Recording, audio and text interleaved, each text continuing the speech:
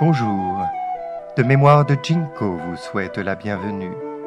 Une fenêtre sur la culture chinoise traditionnelle, des histoires anciennes et leur profonde sagesse pour offrir une inspiration aux petits comme aux grands. Une invitation pour un voyage vers l'authenticité, la bonté et la tolérance.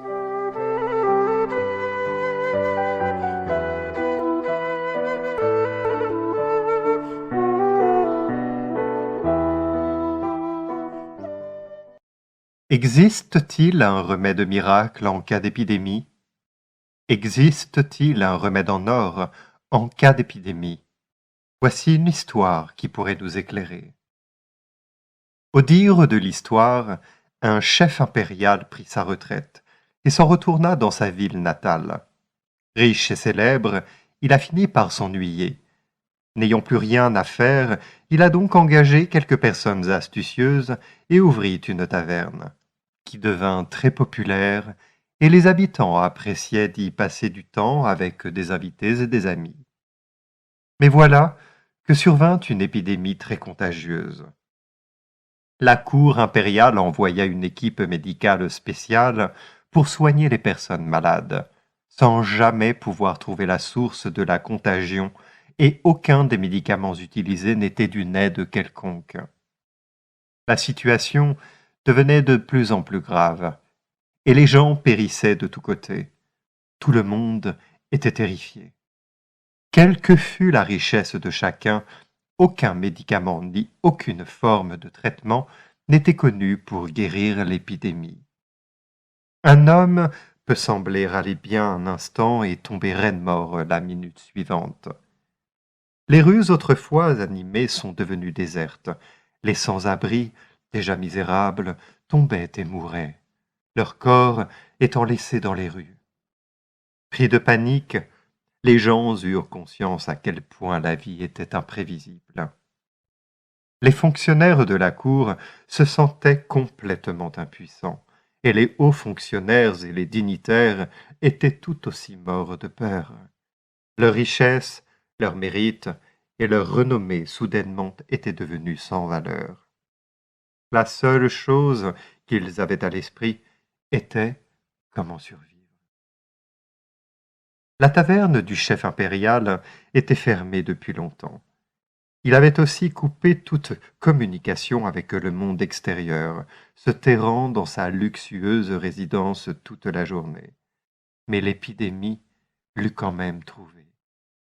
Il commençait à se sentir plus faible et se contorsionnait souvent de douleur. Il se sentit s'étourdir et se mit à vomir du sang. Il avait aussi du sang dans ses selles. Sentant que ses jours étaient comptés, le vieux chef monta au point culminant de sa résidence et regarda autour de lui, les maisons ici et là. Il fut soudain submergé par l'émotion et des larmes coulaient sur son visage. À quoi sert la célébrité? J'ai été un chef impérial bien connu, et pourtant je suis impuissant face à cette maladie. Le malheur peut nous échoir à tout moment. Personne ne peut y échapper. Il a alors pensé, puisque je suis déjà en train de mourir, à quoi bon garder toutes ces richesses? Je pourrais tout aussi bien les donner aux pauvres pour qu'ils aient de quoi manger et des vêtements décents à porter. Avec cette bonne pensée en tête, il n'avait plus peur. Au lieu de cela, il sentit son cœur se remplir d'énergie positive et la force revenir dans ses membres. Il ouvrit la porte de la taverne et demanda à ceux qui étaient assez courageux de cuisiner du porridge pour les pauvres chaque jour. Il dit à ses serviteurs de donner des vêtements à ceux qui étaient vêtus de haillons. Il envoya aussi des gens enterrer les cadavres gisant dans les rues. En voyant ce qu'il faisait, beaucoup d'autres personnes riches lui ont emboîté le pas, pensant « Si je dois mourir, autant faire quelque chose de bien et de significatif. » Peu à peu, la peur de l'épidémie disparut et les rues désertes reprirent vie.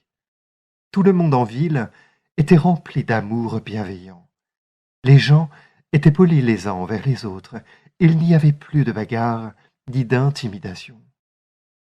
Un mois plus tard, Le vieux chef réalisa soudain qu'il s'était remis et son visage avait pris un éclat bien plus sain.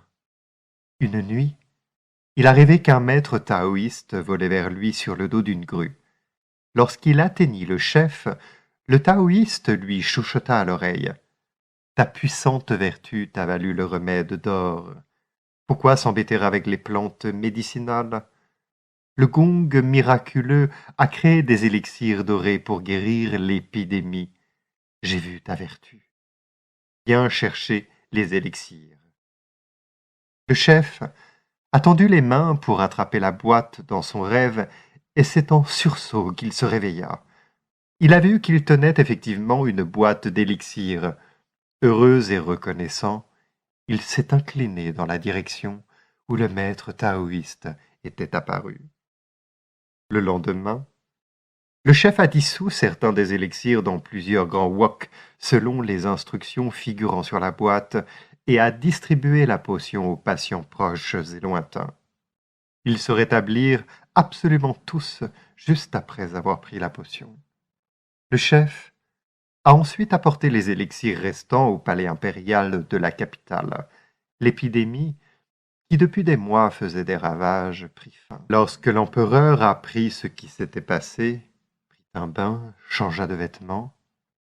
Seul, il s'assit dans une pièce tranquille et réfléchit à ses mauvaises actions. Plus tard, plein de sincérité et de respect, il écrivit, en gros caractères, ces quelques mots.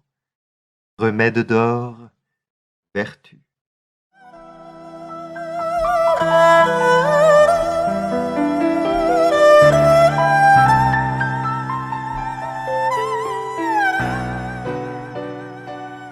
De Mémoire de Jinko vous remercie d'avoir écouté ce podcast. Au plaisir de vous retrouver pour d'autres histoires.